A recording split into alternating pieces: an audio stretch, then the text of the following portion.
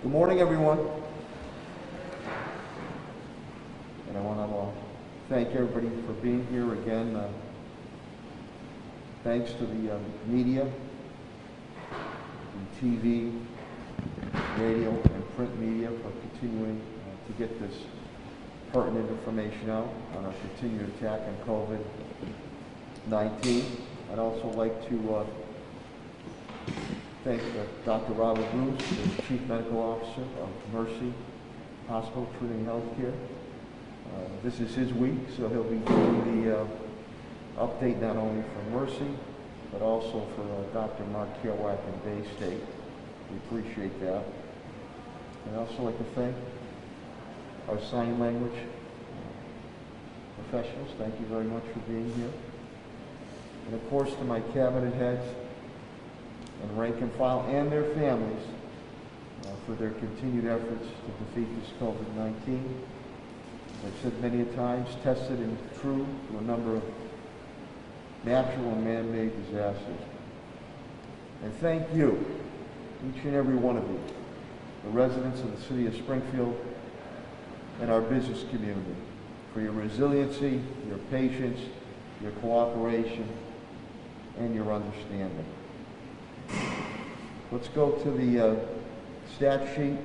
Commissioner Helen Colton Harris indicates to me since this COVID-19 has started, total confirmed cases of 21,813. The monthly total finished up at 2,119. The weekly total was 425, a little bit of a decrease, which is good news. Now we are still technically in the red. We cannot be laxed. We need to wear masks when and where appropriate and follow the proper public health protocol. One thing that Helen and I want to continue to hammer away at you in a positive way, as does Dr. Roos and Dr. Kerouac, you need to get vaccinated. There is no excuse anymore. There is plenty of opportunity to get vaccinated. We've stood up a number of sites. We'll continue to stand up a number of neighborhood sites.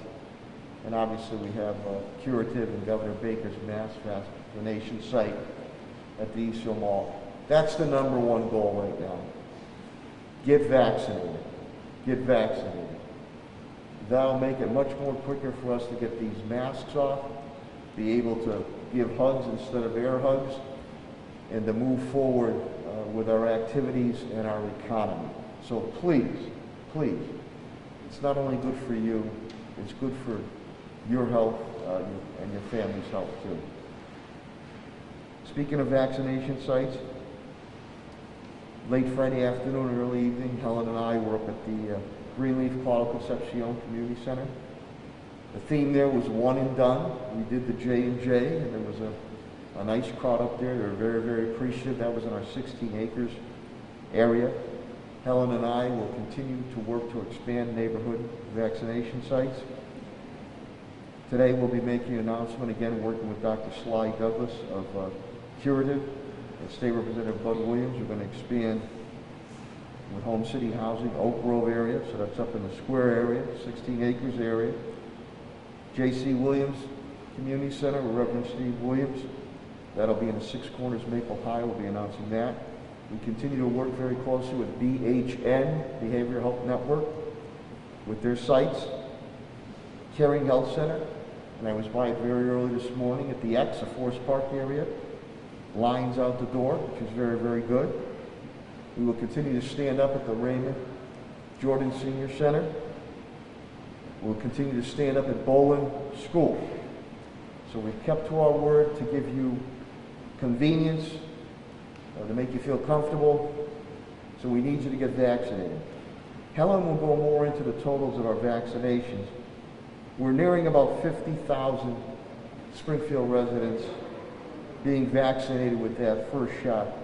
32%, that's a little below the state average. We're behind there. We're decent on when it comes to counties. That's first dose. Full dose, we're hovering below 30%, about 28.7. We need to pick that up. Again, no excuses. The vaccinations are there for you. Quick and painless. So please, please, please get vaccinated. Please get vaccinated. On the deaths, I'm happy to report there have been none. So we stay status quo with total deaths of 246. 99 of those which are white. That's 40.2%. Black is 55, which is 22.3%. Hispanic is 85, which is 34.5%. Asian is 7, which is 2.8%. We stay very static on the status quo with long-term care facilities at 60 and residential at 186. The Oasis Food Bank, again, just to remind everybody, that has been moved. We've been working with the Eastfield Mall up to the old Sears Automotive building, standalone building. Again, I want to thank John Foley and Sedesco, Food Bank of Western Massachusetts. They've been great partners along with my city departments. We're serving about 3,500 families every Friday. We continue our telephone bank assistance on vaccine shots. Very appreciative Health and Human Services team, Elder Affairs, and our library teams. I get a lot of good feedback from the residents who have called that needed a little TLC, tender loving care, to get their vaccine shot appointments going. Governor Baker continues his homebound vaccine shot program. Again, that's all on the website for homebound individuals. We continue to deliver meals to our seniors who are homebound. The Mass site continues with curative up at the Eastfield Mall. It's going very smoothly. Stop the Spread. AMR, Patrick Leonardo, who's Director of Operations, they have been fantastic partners. Not only now, but before COVID-19. So the testing is going well up there. I'd like to point out on the very hateful disfigurement of the Canaan Baptist Church sign. Spoke with Reverend Dr. W.C. Watson a few times, and we quickly were able to alleviate that problem. And I want to give a big shout out to my graffiti remover, Mike, aka the Eraser Cass, and Springfield Police Commissioner Cheryl Clapper, as we continue to work leads to catch the culprit and or culprits and bring them to justice. But Reverend Watson was so impressed. He thought that the congregation was going to have to raise money to get a new sign. And the eraser, Mike Cass, did a fantastic job. He lives this job 24/7, even on the weekends when I call him to get graffiti down. So I just don't understand some people in society why they would do that, but we dealt with it quickly. You can't let this stuff fester. You need to nip it in the bud. Speaking of AMR, we just did the 5th Earn While You Learn program. Many of those residents are Springfield residents who have taken full advantage of the program, and they're almost guaranteed a job with AMR, and they're also guaranteed, which I think is very, very important, that career ladder. We spoke to a couple of Springfield residents, Tatiana, who is now going to move to a paramedic. And this all started, you're getting paid as you're being trained and learned, and you walk right into a profession. So thank you, AMR, for that program. To Helen and to Sandy Federico of our Elder Affairs Division, we just had a fantastic senior citizen car parade at the Ray Jordan Senior Center last week. The theme was fantastic.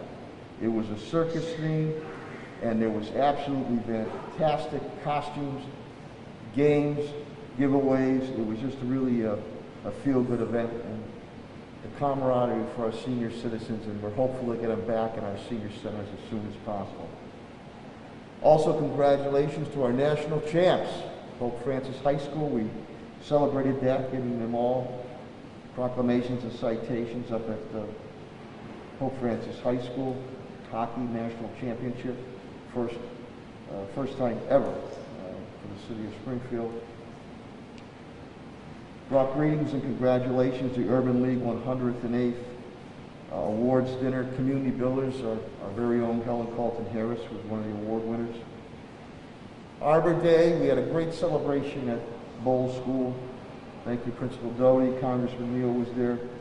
We dedicated a tree. The kids did a great job. We dedicated a tree to former teacher. She passed away. She was beloved up there. Lynn Ainsworth and her family was up there. It was very, very heartfelt.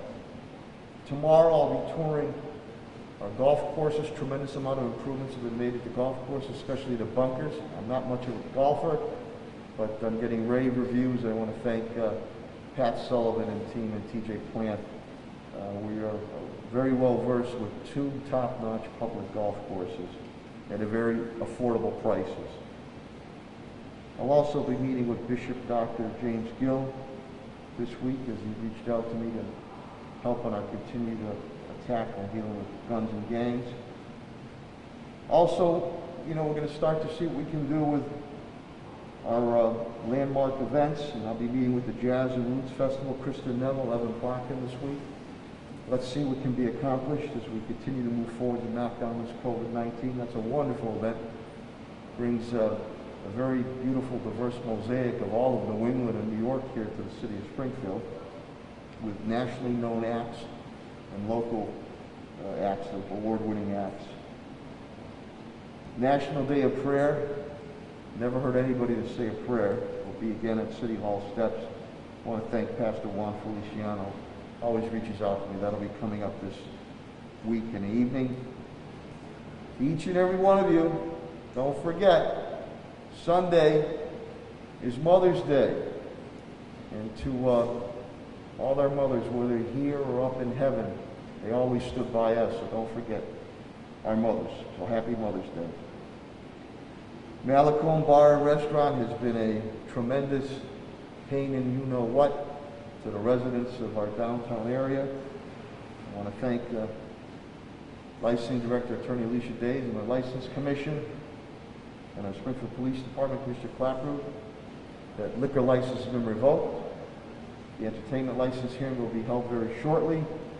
And again, I'm all for business as long as you're operating in a respectful manner and following the rules and regulations. The residents have reached out to me. There's been constant issues, which are no good at any time.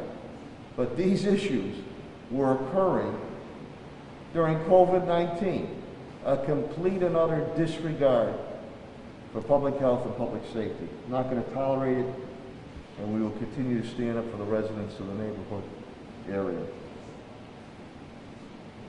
This week we're going to be marking Children's Mental Health Week, May 2nd through the 8th. We're going to be lighting up, and thank you to Union Station and Chris Moskal, Tim Sheen, and Attorney Tom Moore, Green, and also the parking garage there. Nicole Desnoyer, I want to thank her. She really brought it to my attention. And to those families that are dealing with that, there is hope out there and there is help, and we want to make that known to people. I also want to give a shout out this past Saturday, the Springfield Trailblazers Basketball Club and a car parade.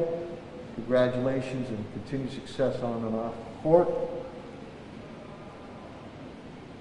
Group of residents, Mary Ann Maloney and others, about a litter campaign, educating our students about the importance of not littering.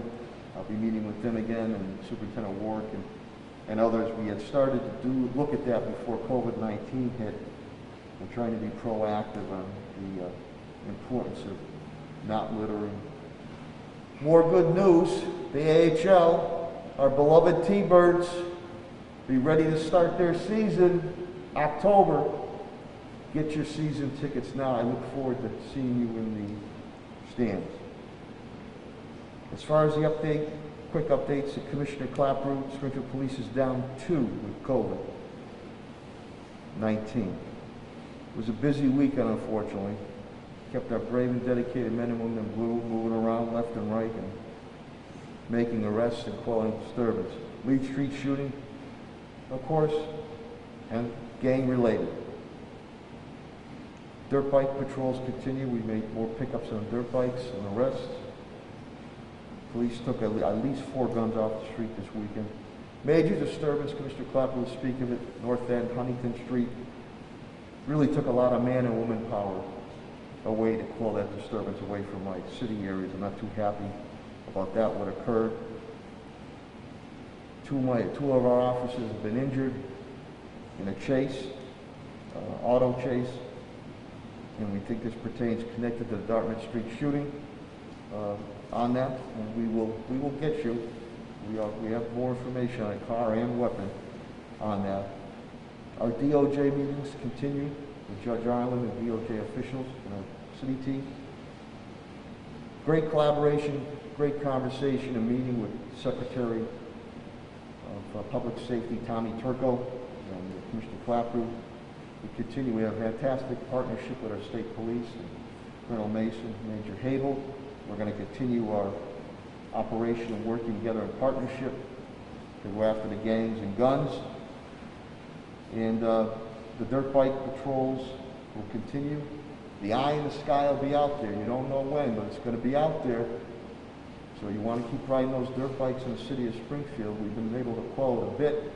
I still get emails, but we're going to get your dirt bike, we're going to confiscate it, and we're going to arrest you. So don't do it in Springfield. Don't do it anywhere. Don't do it in Springfield. So that attack will continue.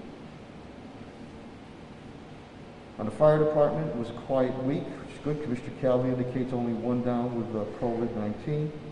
This Friday at Symphony Hall, the beautiful, majestic, historic Symphony Hall, we'll be doing promotions and awards ceremonies with Commissioner Calvi.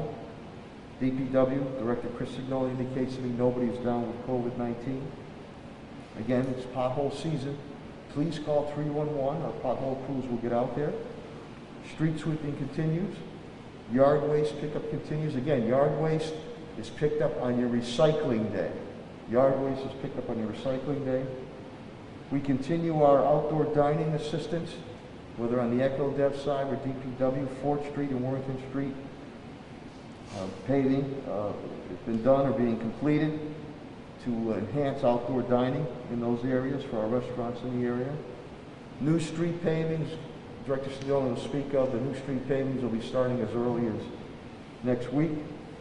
We still continue, and I want to thank the media. We still always on the lookout for CDL drivers and traffic light technicians are needed. School Superintendent Warwick will have a lot to update you on. As far as the meals, we've now given out 7,262,799 meals. This weekend, 62,992. We're still going to keep sites from 4 to 6 in the evening. Schools have opened very well. Our test ratio, the COVID-19 test rate is very, very low, very, very low. High schools students will be going back May 17th full-time. Pre-K to K to 5 is full-time. They started all back today, full-time. Grades 6 to 8 will start full-time back next Monday, May 10th. And we'll have the final budget vote, another school committee meeting this week in the evening.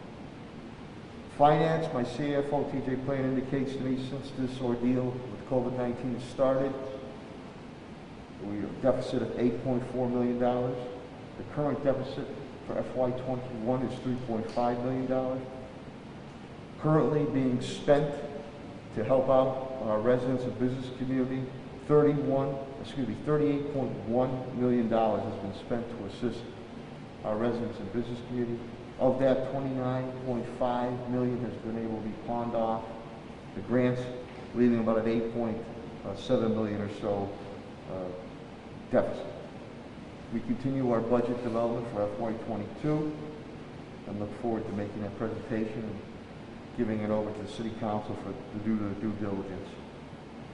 Facilities and Parks, Pat Sullivan indicates to me nobody is down with COVID-19. He continues to work very closely with Commissioner Helen Carlton Harris as we continue to expand and open up neighborhood vaccination sites. Thank you, Pat. Schools, again, have reopened very well. He's worked very closely with Superintendent Warwick and Commissioner Heller Colton Harris. And Pat continues his tremendous work, his team, on grants work. Again, we're looking for the media for help. We are in need. There are positions available for summer rec positions and for lifeguards. We're planning to move forward unless something catastrophic happens. We're planning to move forward on summer rec and waterway areas, lifeguard efforts. On Echo Dev, Chief Development Officer Tim Sheen indicates nobody is down with COVID-19.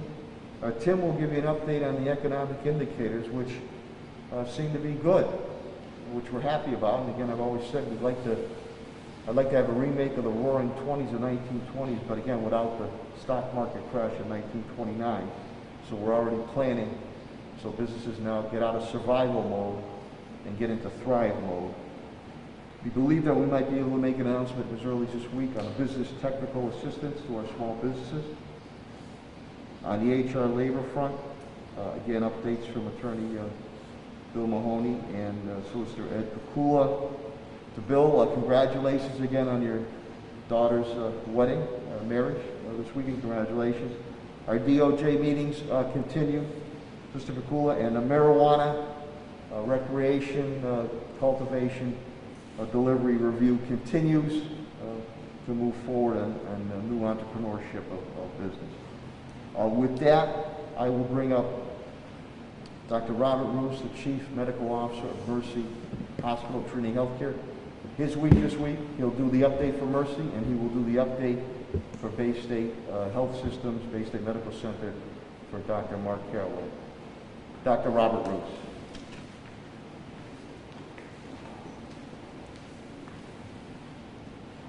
Thank you, Mayor, for continuing to have these weekly updates, and good morning to everyone. Hope everyone's doing well this Monday morning as we move into May.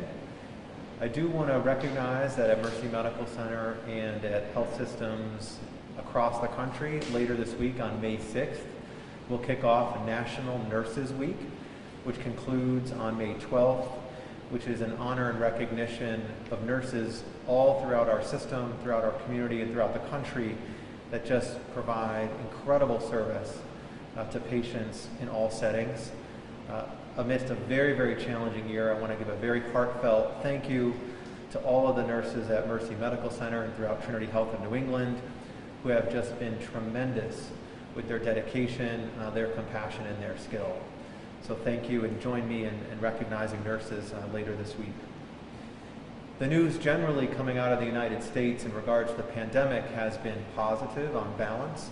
We've seen declining rates of new infections, hospitalizations, and deaths. We've seen more evidence accumulating regarding the effectiveness of vaccinations, and we've received some new guidance from the CDC that I'm sure has been a relief to many of you, including those particularly who have been vaccinated. To me, it's starting to feel like we are turning that last corner, so to speak. But the concern still does remain regarding the status of the pandemic on a global scale. Right now, India is suffering a surge of catastrophic proportions that is drawing attention appropriately from much of the world, as they are now reporting over 400,000 new infections per day, which is thought to even be somewhat underreported. Hospitals there are overwhelmed, oxygen is reportedly in short supply, and there are communities suffering significant impacts. To me, this is an urgent crisis for us all. We must remember that if we don't suppress the virus everywhere, it can emerge and rebound anywhere. I do applaud the efforts from the Biden and Harris administration to begin to send some supplies, including oxygen, PPE, and tests to India, as well as some treatments like quantities of remdesivir and vaccine manufacturing supplies that could make as many as 20 million doses. That's a small number relative to the population of India, but certainly It's a smart and essential contribution to supporting the overall global public health. It also highlights that we must continue to be cautious about threats of new viruses, new variants, and transmission of the virus across the globe, as well as in pockets of the United States, as it could come back to continue to impact us in the future. As of this morning, there's been over 152 million confirmed infections across the world. The number of new infections per day is actually at the highest point since the beginning of the pandemic, and it's continuing to rise. It's risen by 7% in the last 14 days, and even more concerningly, the number of deaths is also rising too when you look across the globe, and it's increased by about 13% in the last 14 days. The United States, on the other hand, has seen a slightly different trend, where we have now confirmed over 32.6 million cases, but all of our key metrics are decreasing over the last week. The overall numbers of new infections per day is now down to about 50,000, which is about 25% lower than it was 2 weeks ago. Hospitalizations are down 5% and deaths down 7%. All very good news. In Massachusetts, here where we've had over 637,000 cases, there is also continued promising news as the rates, hospitalizations, and deaths have all been trending down. The numbers of new cases per day is now at its lowest point since the end of October, which, as you will remember, was just the beginning of this latest surge that we've been experiencing over the last 3 to 4 months. We're now down to about 860 cases per day, and test positivity rates are down to about 1.5%. Hospitalizations are under 600 across the Commonwealth, and deaths per day have remained in the single digits for about the last month. All good news. I want to be clear that the positive news that we are seeing right now in terms of less infections, fewer severe cases, less deaths, and the planned resumption of some events and activities and the lifting of mandates is directly related to the increasing numbers of people being vaccinated. This is also a testament to the effectiveness of the vaccines that we have available. I want to be clear that we don't have to be at this moving target of herd immunity in order to see the impact of vaccines. We are seeing it now, and it's important that we continue to escalate that. If we didn't have these vaccines, or if uptake of the vaccines had been slower, I have no doubt that we would still be experiencing the surge that we started to see in the winter months. Instead, due to the vaccines, the numbers of hospitalized cases in our community here locally have started to move in the right direction. At Mercy Medical Center, the number of hospitalized patients with COVID has been about the same for the last 2 months. So we've been able to hold from any increases. It's fluctuated between 10 and 16. As of this morning, we have 12 hospitalized patients with 2 in the intensive care unit. And our test positivity rate has decreased a little bit further now to 4%. Bay State Health is also seeing a marked decline in the inpatient cases. Their total COVID volume went below 50 for the first time in over 6 weeks on Saturday. And as of this morning, it's reported there are 54 inpatients across their system, with 47 at Bay State Medical Center here in Springfield, 7 in the community hospitals, all in of which 15 are in critical care. According to Dr. Kerouac, Bay State Health's test positivity is now just below 4%, while they've seen a bit of a decline in their testing volumes, going from about 800 per day to about 600 per day. So, while it's clearly not the time to relax or disregard our protocols, there is some very good news. At Mercy Medical Center, we have continued to reinforce the same policies that we have over the last several months.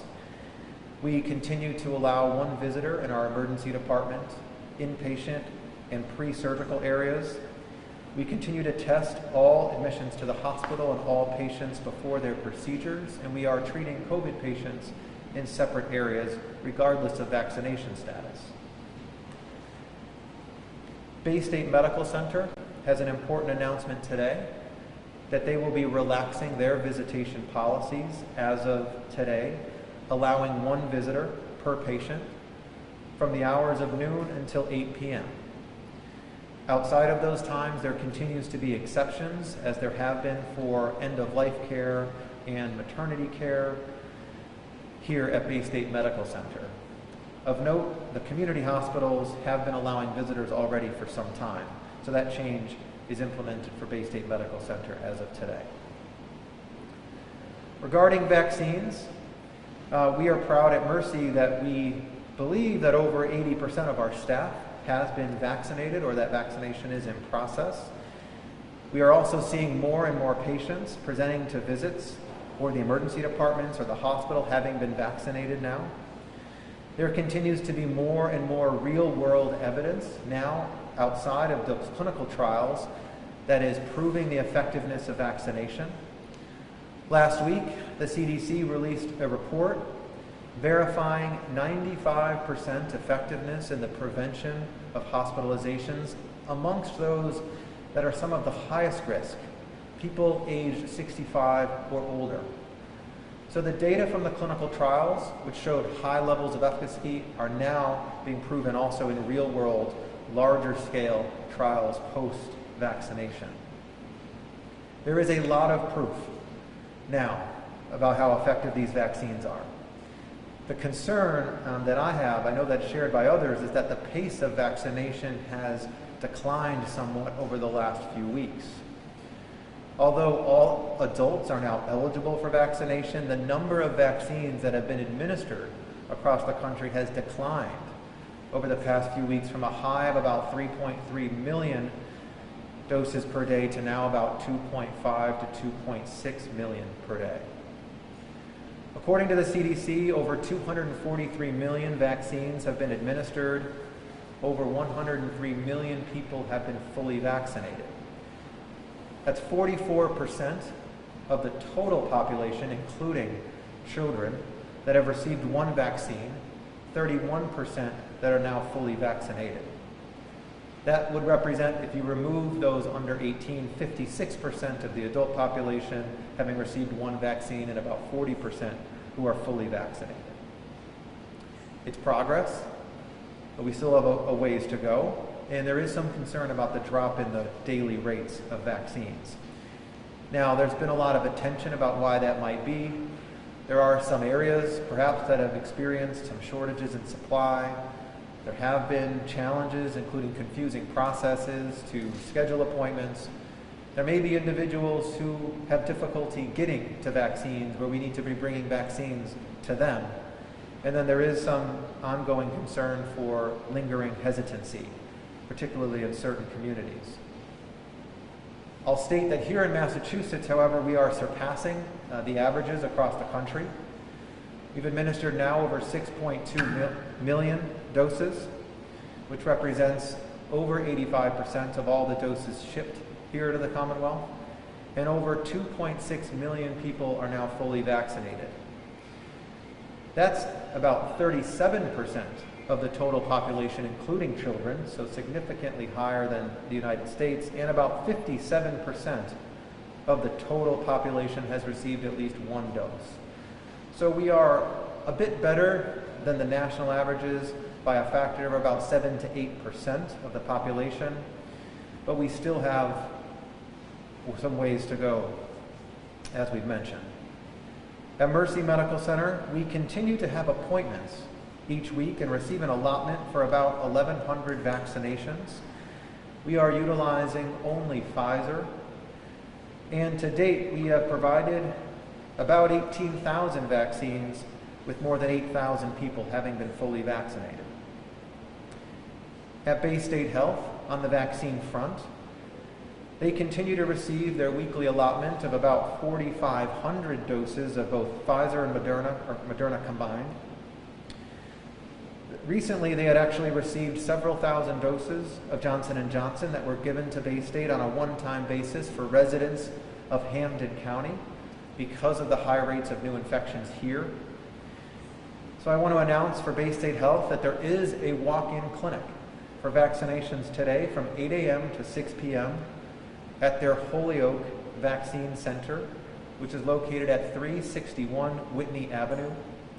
That will feature the one-shot Johnson & Johnson vaccine, and there will be some other walk-in vaccine clinics announced in the coming days.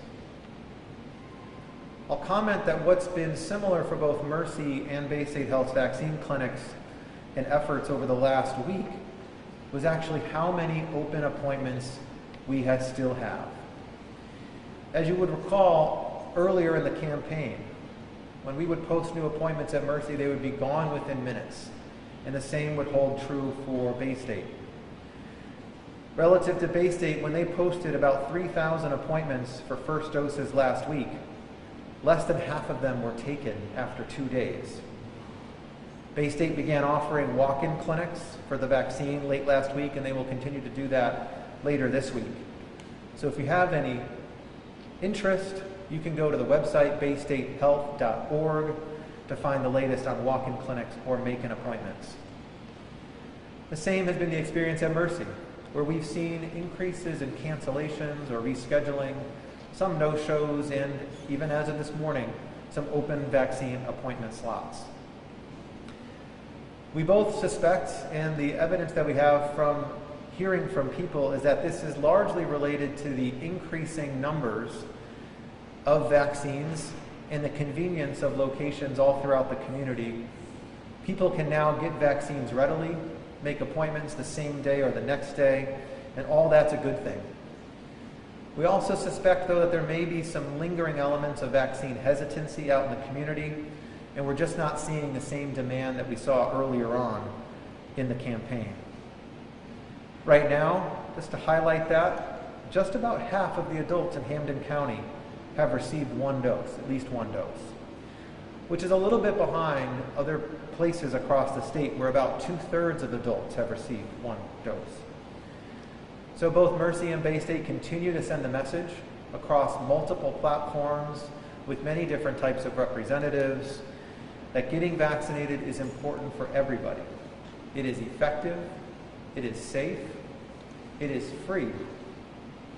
It's the best way that you can protect yourself, the ones that you love, and help us all get back to a more normal way of living. Along those lines, this past week we heard a lot of updates regarding the reopening timeline for Massachusetts and resuming life as we would wish. There was also some guidance on relaxing the mask mandates in public. All of these are good things as we emerge together. But I want to remind everyone that all of that good news, all of that progress continues to be predicated on vaccination. If the rates of vaccination slow down, if they're not sufficient to suppress infections in the community, with new variants emerging, we could see those advances roll backwards. It's happened before and it could happen again. So I want to encourage you and your loved ones, if you haven't already, to roll up your sleeves for yourself, for other people, and for our whole community. Last week, Governor Baker lifted the mask mandate in public. If you are outdoors and you are able to be at least 6 feet away from other people that are outside your household. The Centers for Disease Control stated the same thing. Really, this is a recognition, after a lot of accumulating science, that the risk of transmission of the virus outdoors is extremely low when you're not in crowds with many other people. It's also a recognition that more people are vaccinated, and so there are less places for the virus to go unencumbered. The CDC went further also to state that fully vaccinated people can and perhaps should start doing some of the things that we had stopped doing earlier as a result of the pandemic, such as attending small outdoor gatherings, dining outdoors with people that are vaccinated or unvaccinated, or with friends from multiple households. And if you're fully vaccinated, you can feel safe doing that without masks. But if you are not vaccinated, you must continue to be cautious. Variants are circulating. You must keep yourself and others safe with masks on, whether you're with people that are unvaccinated or those with other households, as it's higher risk. I know we're all ready for those days. We're ready to sort of ditch the masks. We're ready to gather together, to shake hands with our colleagues, to hug our friends. The weather's getting warmer. We're all eager to have a more normal summer than we did last year. So I encourage you to take those steps. As a physician, as a son of a nurse, as someone who lost a family member to COVID, as someone who has seen families in the hospital grieve after the loss of one of their loved ones, whether it was a young person or an older person, as someone who works side by side with healthcare providers who have been exhausted mentally and physically from this very, very long year, and for so many other reasons, I urge you to stay safe, to be vigilant, sign up for vaccination if you haven't already. It's something that we can all do that has the power to impact so many people. Thank you.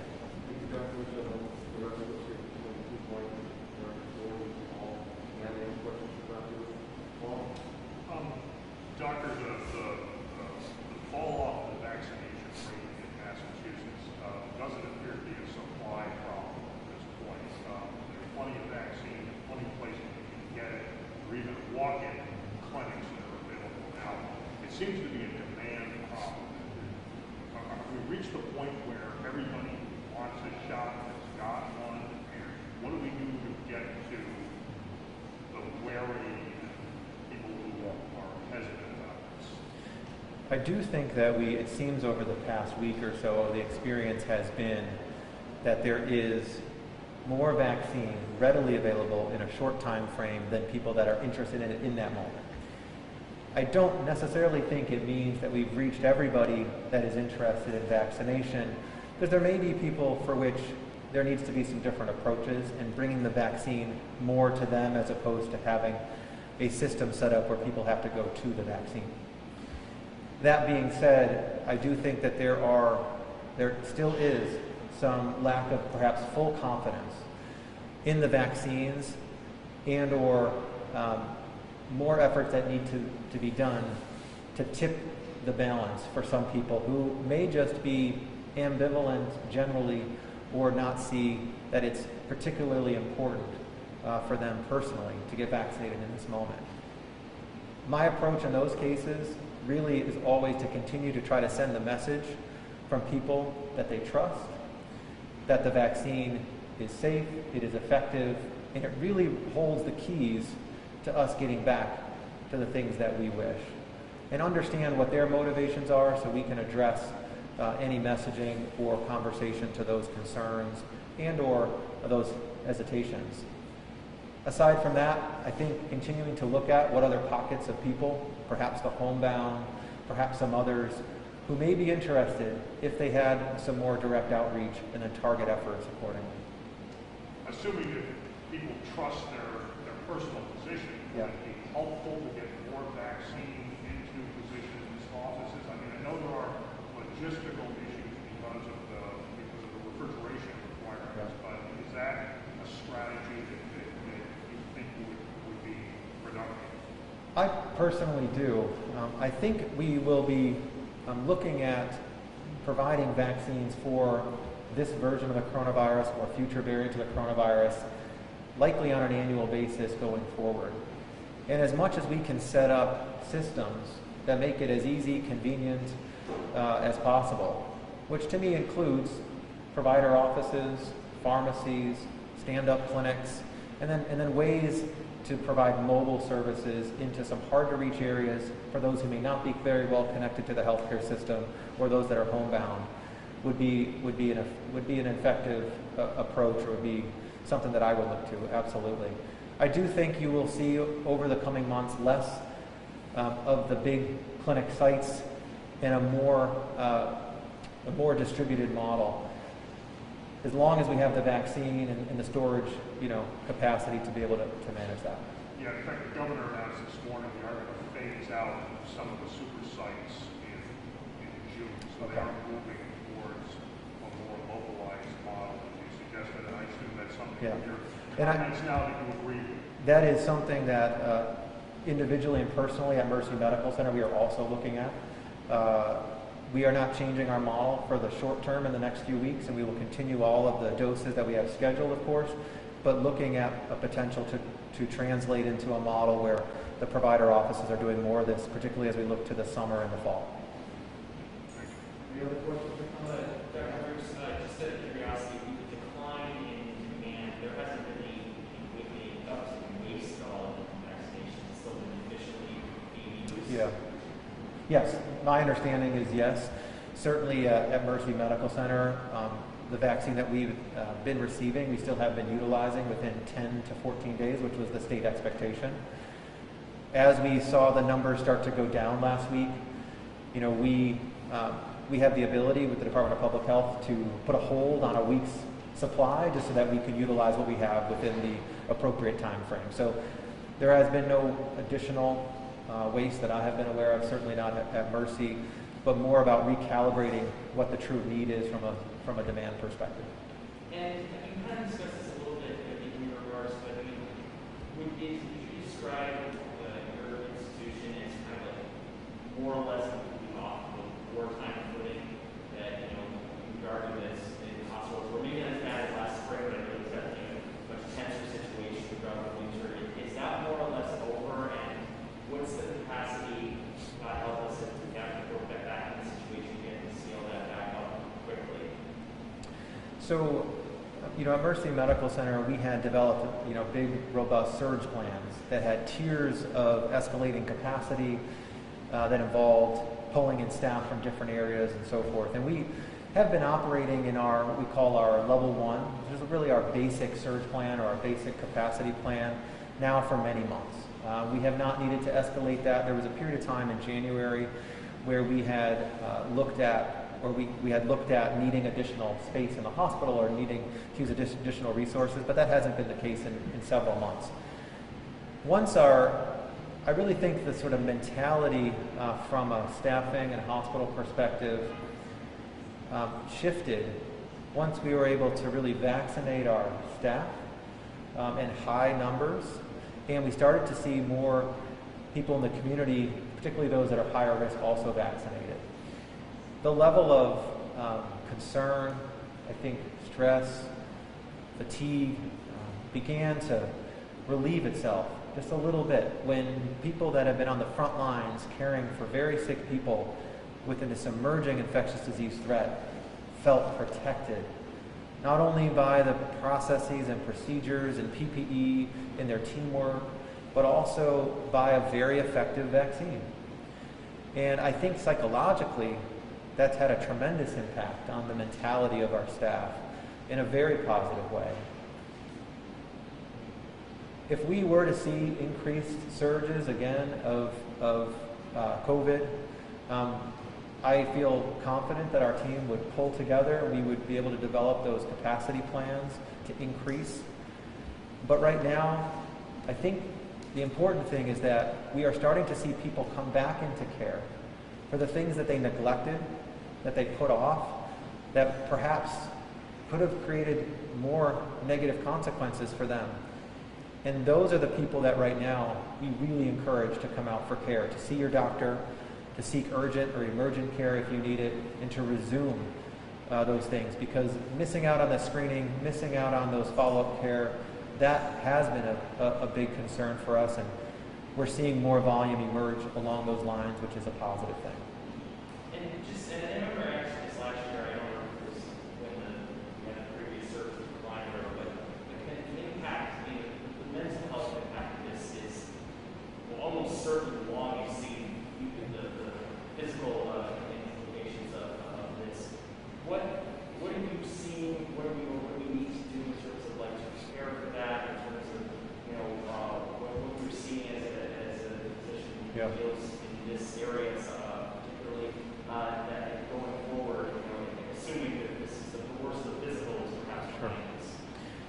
Yeah, this is going to be something that we do deal with for a long time.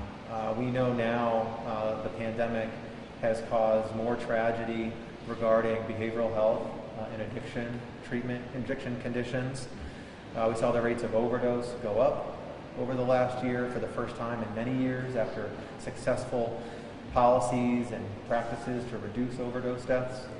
We're seeing increases in depression and anxiety.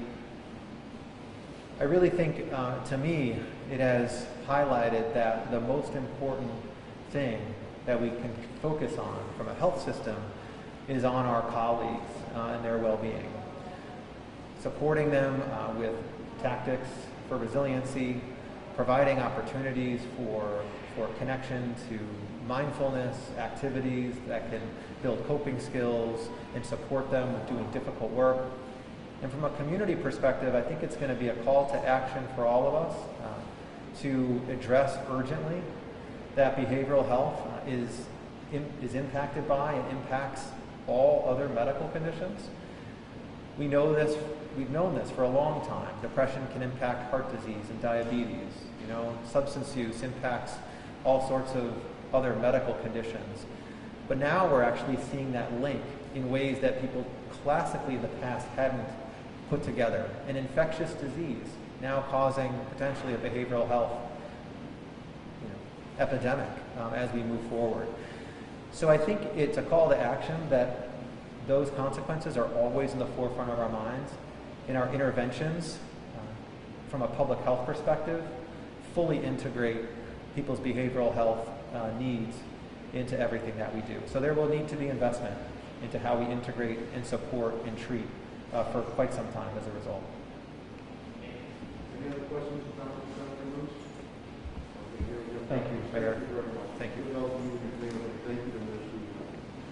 Hospital. As we look to bring up Commissioner Helen Carlton-Harris, again, you heard from Dr. Roos, and Helen and I have said the same thing. To get vaccinated. Where we're finding a little hesitancy or people feel that they're invincible is our young people. That's the target group. Helen will speak more of that. We need our younger people with the shots in the arms and get vaccinated. You are not invincible. And again, with Dr. Roos, Dr. Kirawat, Helen, the whole city team, we've coordinated very closely with our hospital, so we did not face a surge where we could not handle it. It was a team approach. Without further ado, the Commissioner of Health and Human Services of the City of Springfield, Helen Carlton-Harris. Thank you, Mayor. Good morning. The data for the City of Springfield for this past week is as follows. The cases by day: Sunday 51, Monday 36, Tuesday 43, Wednesday 108, Thursday 34, Friday 65, and Saturday 88. Cases by age: 0 to 10, 80, 11 to 20, 99, 21 to 30, 70, 31 to 40, 88, 41 to 50, 39, 51 to 60, 29, 61 to 70, 12, 71 to 85, 81 to 93. That totals 425 cases for this past week. That is 79 cases less than we had the previous week. The cases by age group: 30 and under, 59%. That is an increase of 7% over our last week. 31 to 50, 30%. That is an increase of 2% over last week. 51 and older, 11%. That is a decrease of 9%. And so, as Dr. Roos talked about, one of the reasons that we truly understand that the vaccinations are working is in that 51 and older age group. 11% is the lowest that I have seen in that age group since the beginning, I believe, of this pandemic. That age group, 51 and older, are the age group that was first vaccinated. We began with those individuals who are in our nursing home facilities. And as you know, the deaths have lessened. We are seeing less individuals in our long-term care facilities dying, and that's directly related to vaccination. So the evidence around vaccination efficacy can be seen in the numbers of those who have been vaccinated. The cases by zip code: 01, 3 cases, 1%; 03, 9 cases, 2%; 05, 34 cases, 8%; 04, 92 cases, 22%; 08, 71 cases, 17%; 09, 106 cases, 25%; 18, 23 cases, 5%; 19, 28 cases, 7%; 28, 2 cases, which is 0%; and 29, 9 cases, which is 2%; and 51, 12 cases, 3%. There are those zip codes in our area who are doing extremely well, and I want to take the opportunity to thank you. The positive cases that we are seeing in the city are coming from institutions of higher learning and small gatherings. We continue to ask individuals who are having neighbors or family in their homes, if it is not your nuclear family or someone who has been in your environment, please keep your face coverings on and protect yourself. The small gatherings in household continue to fuel this pandemic in the city of Springfield. The line graph in March, we ended with 1,771 cases. In April, we had 2,119 cases. In April, we had a 348 case increase than we had in March. Race, ethnicity, the other category is 24%, Black African American 16%, white 34%, and unknown 24%.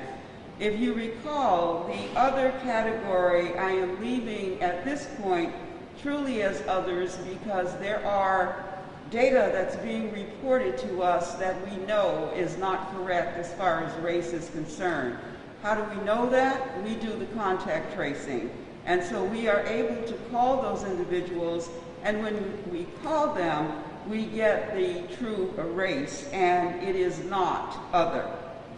The deaths the mayor has reported, we have no deaths that we are reporting right now. The vaccine report, as of April the 28th, 79,996 residents in the city of Springfield have at least had 1 dose. The state has dosed 5,912,233 residents. The first dose in the city of Springfield, 49,942. That is 32% of Springfield residents. Massachusetts overall is 3,681,397. Again, this is as of April 28th. That is 52.9% of the Massachusetts population. As you can see, the city of Springfield is lagging behind as far as that data is concerned. Springfield fully vaccinated individuals are 20.7%. The Commonwealth fully vaccinated is 35.0%. In the age categories, 0 to 64, 25.6% of the residents in the city have been vaccinated. For the state, that number is 45.9%. Again, we are lagging behind the state average. In the 65 to 74-year-old category, 75.6% of those individuals have been vaccinated in our city. For the state, it's 86.9%. For the 75 and older age category, 74.2% of Springfield residents have been vaccinated. For the state, that is 86.9% have been vaccinated. Race, American Indian, Alaskan Native in Springfield, 16.8% have been vaccinated. For the state, that number is 31.7%. In the Asian community, 32.8% in Springfield. For the state, that is 48.4%. Black, African American, 23.2% in Springfield, 34.5% for the state.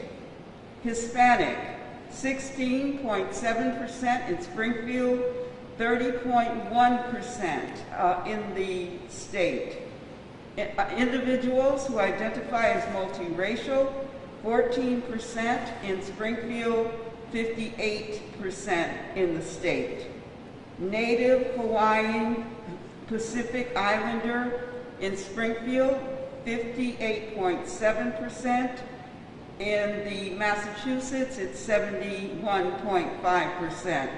So as you listen to that data and you listen to the disparity between the median for the Commonwealth of Massachusetts and our numbers in the city of Springfield, you can see that in each one of those categories, as far as vaccinations are concerned, we are certainly lagging behind. Therefore, the city of Springfield, in conjunction with many of our community partners, will begin our effort to focus on the 18 to 35-year-old group.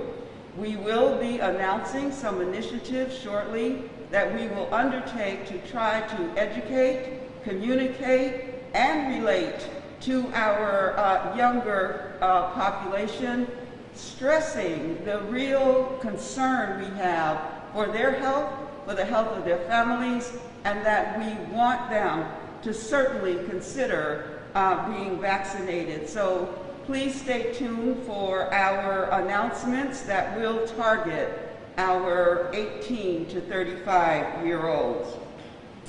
I want to thank our vaccination partners who have been doing an excellent job. They are just the staple of who we are as a city, and their work is invaluable.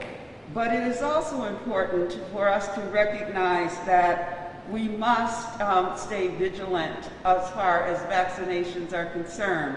All the reasons have been given. They're very compelling.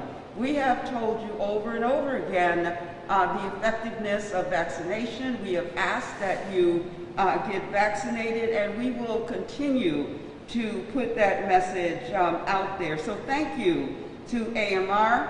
We want to thank the Perch UMass students, the AIC students, Springfield Public School nurses, the MRC Medical Reserve Corps, thank you. The Western New England Pharmacy students, thank you. The Springfield Department of Health and Human Services, and the amazing staff that I get an opportunity to work with on a daily basis, thank you. The city of Springfield is experiencing the same challenges that Dr. Ruth spoke of as far as our appointment slots not being at capacity. We do have many clinics that will be stood up this week. We are hopeful that individuals in our city will take advantage of them. Our scheduled clinics are at Ray Jordan Center this week will be a second dose clinic. We will schedule a clinic May 5th at J.C. Williams, May 5th, Behavioral Health Network, May 7th, Agricultural Center, May 14th, Greenleaf, Tuesday the 18th, Ray Jordan Center.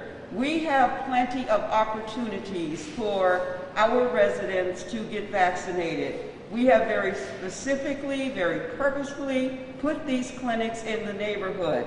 That is what we heard from our residents. You wanted the clinics closer to your neighborhood so that you could access them. We are making that happen. but we cannot make it happen without your participation. We will also be announcing our partnership with Uber.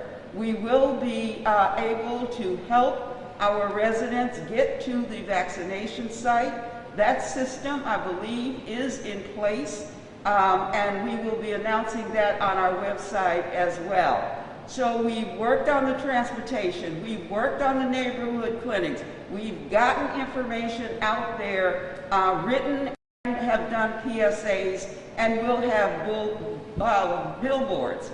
We are doing what you've asked us to do, but what we need from our residents is for you to work with us and comply by getting vaccinated. Again, we are continuing to have positive cases. My staff is continuing to do contact tracing, continuing to talk to you about isolation and quarantine, continuing to give you the information that you need to be safe. We understand COVID fatigue. Each and every one of us who comes before you has some experience in COVID fatigue, and certainly have had family members who have been COVID positive, as well as co-workers. This virus has taken its toll on a generation of individuals throughout the world. So what we are asking is that you consider getting vaccinated so we can walk out of this hand in hand together. And that's only going to happen when we reach a place where individuals are vaccinated and or we reach herd immunity. So we look forward to announcing some of our latest campaigns for the 18 to 35-year-olds. We look forward to making announcements about other neighborhood clinics we're opening. Again, we're doing what you asked us to do. What we need is you to participate with us in partnership. We cannot do this without our residents working with us. Thank you. Thank you, Commissioner Carlton Harris. And again, heed her advice. When we were up Friday late afternoon, early evening at the Greenleaf Carlo Concepcion Center, we're targeting, we have to get to our young people, 18 to 35. That's where the numbers are exploding, and that's where the young people think they're invincible. Try to tell them, do you want to be the one that takes that home to your mother, father, your grandmother, your grandfather, sister, brother, any other family member? And it was a nice interview done. It was a young African-American, a male, who I asked if he would do an interview, and he did. And he hit it right on the head. The one and done, the Johnson & Johnson, the J&J, he goes, I'm doing this, not really for myself, too, but for my family. I babysit my young niece twice a week, and I want to make sure I don't take anything home to her or my family. That's what it's all about. So the vaccine is there. We're putting the neighborhood clinics together. We continue to expand them. We made it very, very simple, very, very easy. Please, please, we urge you to get vaccinated. There's no more excuses now. You want these masks off? You want to be able to socialize more? You want to be able to go to events? You want to be able to give hugs? I gave you a left hand there. Shots in the arms. That's what we need. We'll now go to the public safety component, and I will bring up Fire Commissioner of the City of Springfield, Bernard B.J. Calvin. Thank you very much.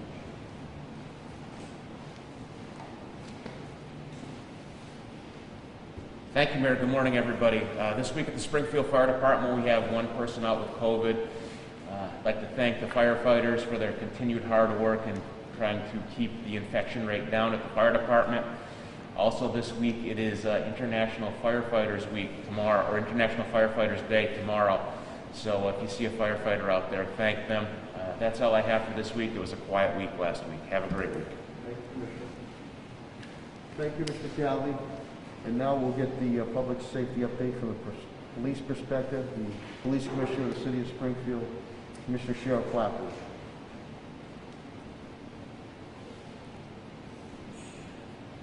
Thank you, Mayor. The police department currently has 2 employees out with COVID, and I am stressing, please, to all the women and men in blue, please get vaccinated. These infections are not coming from work-related incidents. From what we can tell, it's from home gatherings, so please get vaccinated. We had a very busy weekend. It started Friday afternoon and it kept going. Friday at 4:30 in the afternoon, we seized another illegal dirt bike and we arrested the unlicensed juvenile rider. We will continue to do the dirt bike program and we'll continue to press hard to seize bikes and arrest offenders if there's an illegal offense. Friday around 6:45 p.m., narcotics detectives executed a search warrant on Blanding Street. They seized 2 firearms, including an Intratec 22, which is on the mass assault weapons ban list. 38-year-old Daniel Perez was arrested. We seized cocaine and over $2,000 in cash. Friday night, 9:25 p.m., C3 officers arrested 19-year-old Ramon Quinones, recovered a loaded firearm after responding to a quality of life call in the Orchard Street area. Saturday, it starts again, 7:30 p.m., officers responded to a large disturbance on Huntington Street. This disturbance began over a parking space and just kept going as more and more people came out. Officers had to call for assistance. In total, 4 arrests ended up being made. 23 officers end up responding to this call, taking them away from the normal patrols anywhere from a half an hour to 2.5 hours as the disturbance just kept happening. Saturday at 11:50 p.m., officers responded to a shot spotter activation on Lead Street. 2 23-year-old male gunshot victims were located with serious injuries. One, I think, is in stable and one is still in very serious condition. Officers located over 30 shell casings. The incident takes less than 3 seconds and over 30 shots are fired. Sunday afternoon at 5:45, detectives recovered a high-capacity firearm loaded with 22 rounds. The clip was capable of holding 30. The weapon was found on Merrimack Avenue, and we believe it was tossed there after a short police pursuit. Officers had located a vehicle that was wanted in actually a Dartmouth Street shooting from probably about a month ago. Tried to pull over this vehicle. He stopped when officers exited their cruiser. He took off again. It was an on and off again pursuit in which at one point on Bay Street, one of the cruisers was sideswiped. The vehicle that did that did not have a left-hand mirror, and he was avoiding a pothole, and he hit the front of the cruiser, pushing the cruiser into oncoming traffic. It was struck by a Ford F-150. The cruiser's totaled. Both officers went to the hospital. I am told they have since been released, cuts, bruises, and possible concussion. But the officers located that vehicle afterwards, parked in the CVS St. James and St. James. It was unoccupied. The DB now has this vehicle, and we will check the vehicle for prints or DNA and see if we can find out who was operating that vehicle and who threw that weapon. Next week is Police Week. It's recognized nationally. We will have some events going on at the station and elsewhere, and we would ask that in tough times for law enforcement, especially your local police officers, we get support, but it's deeply appreciated and needed now more than ever with everything coming down on what the police do, and yet the women and men of the Springfield Police Department continually put their lives on the line and try their best for the city and for the Springfield Police Department. So if you see one of the officers out and about, any recognition is greatly appreciated. Thank you. Thank you, Mayor. Thank you, Commissioner Clapper. We'll now get an update on our Springfield Public School System and Superintendent Deanne Warwick.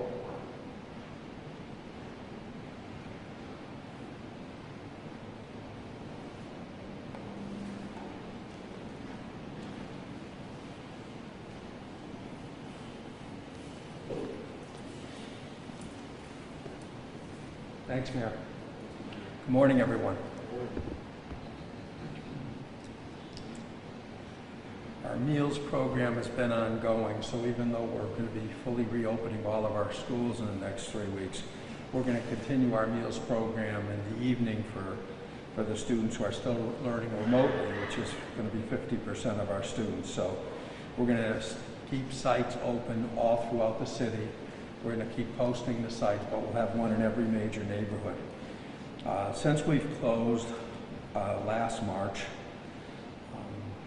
we've provided 7,262,799 meals to families. And this weekend alone on Friday, we served 62,992. So that's been very successful. We have our full program going for the kids who are coming into school. And for other families, again, they can pick them up 4 to 6 in the evening, and it's been very successful. Our COVID positive report that we submitted to the state for last week, for our live in-person students, we had 6 students and in-person staff, 3 staff members who had COVID. So very, very minuscule percentiles. So everything is working really well. I think all the work on the ventilation systems and all the COVID protocols that we're following are working well. And the kids who are going back to school are thrilled to be back in school. So it's going well. Last week, we opened 7th and 8th grade hybrid. Starting today, our pre-K to 5th graders are returning to full learning, so 5 days a week. Next week, on May 10th, our 6th to 8th graders will go in full. And May 17th, DESI announced last week all the high schoolers in the state are going back full. So that will be Monday the 17th. They'll be coming back in full. There's no opportunity for a waiver to start hybrid at high school. It's pretty late in the year, number one, and from a space perspective, only 30 to 40% of our high schools, I think, will return full, according to the surveys we've been doing. Most of them are going to finish the year remote, so we're going to have plenty of space. We have started our spring sports, and thanks to our health commissioner, Helen Carlton-Harris, we did all the testing. We only had 2 positives, and we're able to get our spring sports going. So that's, again, our kids are just thrilled with that. Our sports program is so important for our kids in many, many ways, but as an illustration, we had 2 Central High School students, 2 brothers, Joe and Josiah Griffin, get scholarship offers. Joe got a full boat offer to Notre Dame, BC, and 2 other Division I schools, including UMass. His brother Josiah, who's only a sophomore, already has a full boat to BC. So our sport program is about a lot of things other than just sports, and it's opening up a lot of opportunities for our kids. So it's so important. The kids are just thrilled after being out of it for so long to be able to participate in the sports.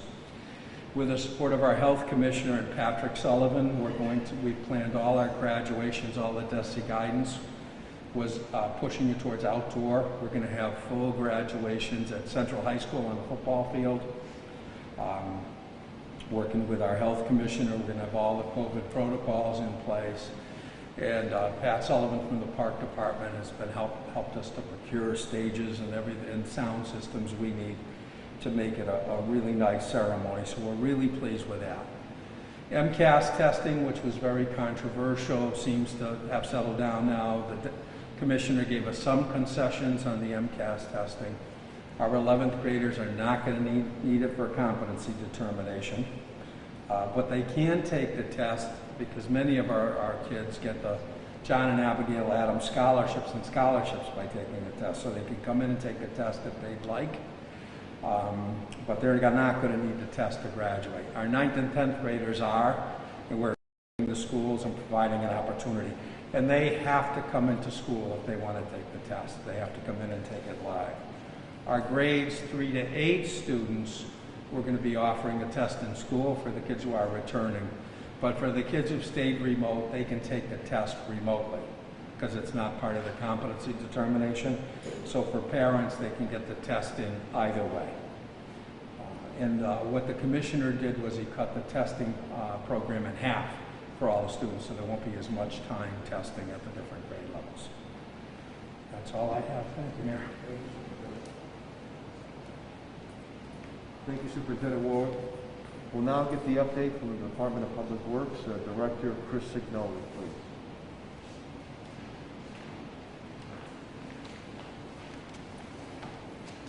Mayor, thank you very much. The DPW has no employees out with COVID. With regard to the sidewalk seating program, the work on Fort Street is complete. And I have heard from the owners that they will be starting installing all of their tents this week. Worthington Street is ongoing, will probably take another 3-4 weeks. The Central Street project last week did a significant amount of paving in the Hickory Allen area, so that project is moving along. Bay and Berkshire Cottage and Harvey are ongoing as well. Residents with potholes or sidewalk issues, please continue to call 311. And our street sweeping program, posted on our website every Monday and Tuesday, is what we will be doing for the next 3 weeks. Lastly, this week is usually the week we start putting out compost for residents up at Blunt Park. That has been put on hold. The DEP is requiring a lot of testing of the material up at the landfill. We had the fire there last year, and apparently there was a significant amount of foam used throughout the area, so they're going to be doing some testing. So hopefully in the next couple of weeks we will be able to start delivering compost for residents. That is it, Mayor. Thank you. Thank you, Director Sedone. We'll now go to the update from Facilities and Parks, and Director Patrick Sullivan, please.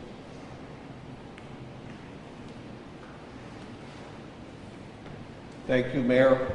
We have 0 out with COVID. Over the past few weeks, I've been working with our Health Commissioner and developing site plans, and we are going to be working with her to open up the J.C. Williams and the Greek Cultural Center. And I just want to thank the management of both of those locations for their cooperation. And I would have to say, everywhere Helen and I have gone, everyone has been very gracious and wanted to assist the city. I also want to thank the residents for complying with our COVID applications. Helen and I meet every Monday, one after this announcement, and we go through roughly 10 to 12 applications for residents wanting to hold events, and that process is working out very well, and we appreciate your cooperation. And then last, we have positions available, working with our HR department, Bill Mahoney and his team. They are for summer enrichment. We have rec leader positions, head rec leaders, and lifeguard positions. So we encourage everyone in the city who is 16 years of age or older interested in this type of work to please sign up, as we want to start interviews in the next 2 weeks. Thank you. Thank you, Director Sullivan. And now we'll go to Echo Bev and the Chief Development Officer Tim Sheehan. Again, we're in the business of doing business, and we're getting ready to move from stabilization to being able to thrive. Chief Development Officer Tim Sheehan. Thanks, Mayor. Development Services has 0 folks down with COVID. We had some great economic news last week. Gross domestic product rose to 6.4% in the first quarter. Driving the gain were increases in consumer spending, non-residential fixed investment, federal government spending, residential fixed investment, and state and local government spending. Another sign that the economy is picking up strength after the soft start in January. As I have indicated previously, we have seen a sharp improvement in consumer confidence and declines in jobless claims, which furthers the positive economic narrative. On Wednesday, Federal Reserve Chairman Powell acknowledged the economy had strengthened and also that inflation was rising, although he said the Fed has the tools to manage the transitory increase brought on by supply chain constraints and government tariffs. Economists are indicating that the stimulus bill not only saved the economy, but it brought it back to where it was before the economy shut down, and that we will likely wind up with a higher level of activity going forward than we had pre-pandemic. Many sectors are operating at historic highs. Home prices are appreciating at the fastest rate in 15 years, and the stock market is reaching record highs. The unemployment rate has steadily trickled down to a national level of 6% from its pandemic high of 14.7%. The service sector, which consists of jobs that workers meet customers face-to-face, has picked up as business restrictions loosen. Half the population has received at least 1 vaccine dose. This is a far more optimistic economy than we thought we would have a year ago. On Friday, senators pressed the Treasury Department to provide guidance to states and cities on the specific section of the American Rescue Plan law that aims to ensure relief funds are directed towards essential workers, services, and investments. The city has similarly sought such guidance from Treasury and remains hopeful such will be coming by mid-month.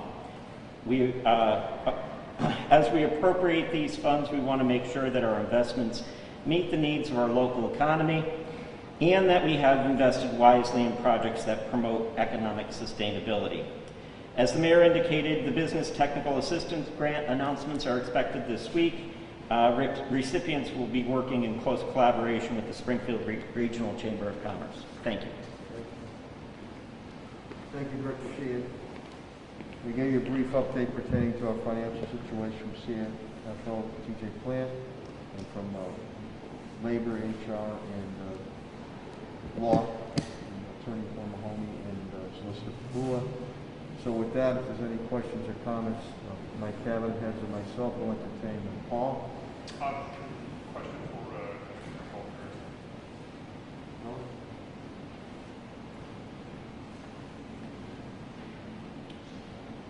So Governor Baker announced this morning as part of a shift in strategy to try to reach people who have been hard to get vaccinated, that they're going to double the amount of vaccine they're giving to the 20 most impacted communities, which would include Springfield. Do you have the capacity to distribute double the doses that you're getting now? I don't know exactly when you're going to do this, but that was the announcement this morning from the governor. The city of Springfield does have the capacity to use additional doses, but I think what you heard today from Bay State and from Mercy is that there are slots available that are not being filled. We are having the same experience in the city of Springfield. We have a number of links up with a number of slots that are open that are not being utilized. So we certainly can expand for extra doses. However, we need the public to cooperate and to want to get those extra doses. So what's your strategy for trying to get people to come be vaccinated? We have a number of outreach strategies. We have individuals who are going door to door, full PPE, but going door to door. We have individuals who are visiting specific areas of the city to do outreach. We continue to reach out to the hardest to reach population. However, again, we will be targeting the 18 to 35-year-old with very specific events, very specific outreach strategies, kind of trying to play to what we know is important to them and being able to have a conversation as well as activities. Commissioner, just wanted to follow up on a couple of things. First, I just want to clarify, you said that you're giving the percentage of the numbers of how many people got first doses in Springfield versus statewide. What was that number again in terms of Springfield? Because it sounded like it was 79 or 70,000 that got at least one dose yet. The mayor's saying I can walk over and get my paper, but if you'd like me to do that, I'm happy to do that. Okay.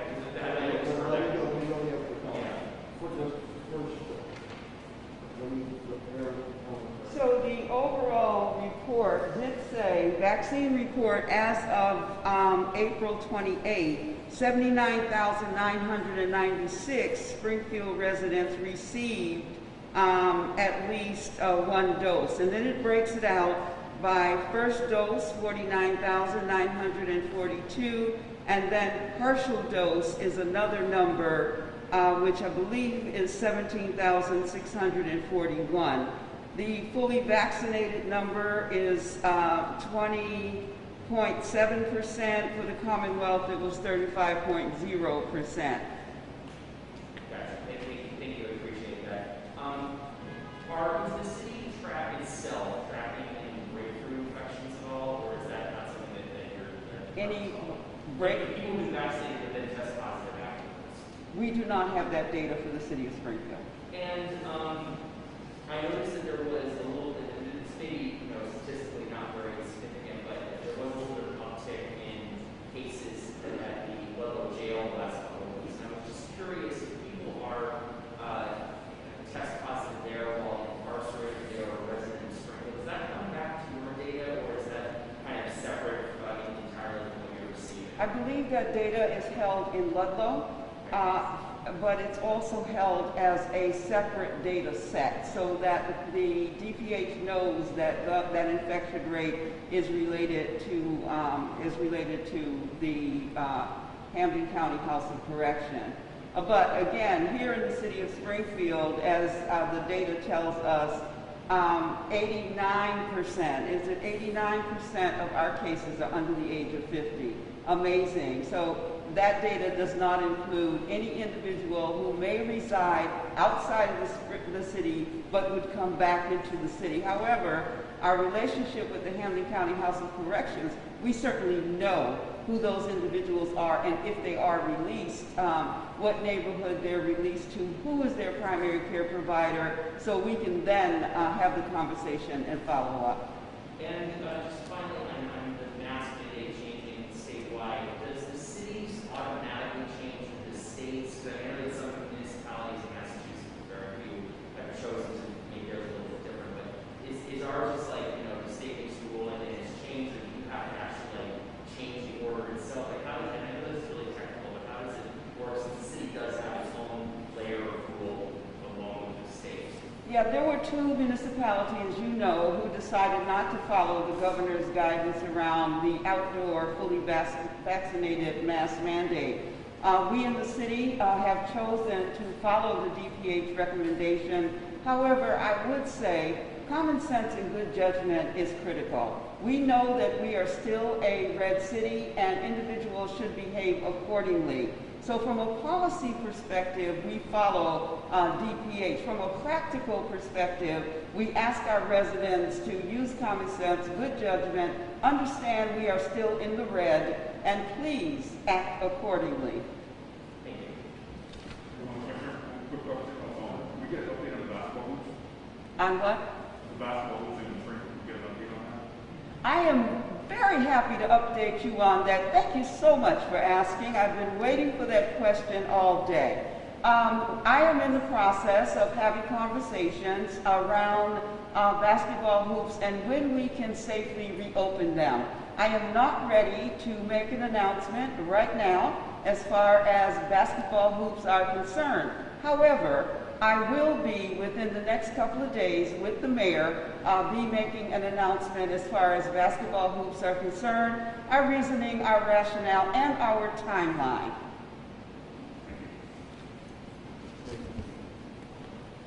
Any other questions or comments? Again, I want to thank the media, TV, print, and radio for getting out this pertinent information. We appreciate that. And I want to thank again the residents and the business community of the city of Springfield for your patience, understanding, and cooperation. Helen and I and Dr. Roos and Dr. Kerouac and the cabinet heads do a little more cooperation when it comes to getting vaccinated. Helen gave you the statistics. I believe 80-something% 50 and under, but when you really zero it down, 35 and under is 57%. And that's key. Our young people at times think they're invincible. We need you to get vaccinated. If you're not thinking of yourself, please think of your family members, of people that are close to you. You don't want to take the COVID-19 coronavirus pandemic home to them. So I think our major word here today, our major phrase, is get vaccinated. It can be as simple as a J&J, Johnson & Johnson. Our credo is one and done, baby, and you're out. Or you have the Moderna, no excuses. You have the mass vaccination site at Eastfield Mall, but we have numerous neighborhood sites that Commissioner Colton Harris and I, and our partners, have opened up to make it extremely simple and easy for you. We'll continue our outreach, we'll continue our PSAs, we'll continue our social influence. But to the young individuals out there, just remember what I said earlier with that young man, African-American male, nice kid, at the Greenleaf Claudio Concepcion Center. He said, Mayor, I'm here. You know, besides myself, I babysit my niece, my young niece, twice a week. I don't want to bring anything home to her or my family members. So please, please, please, get vaccinated.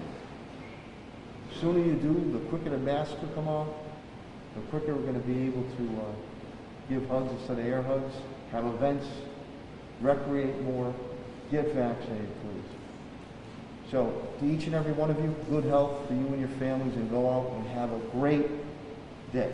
God bless you. Thanks.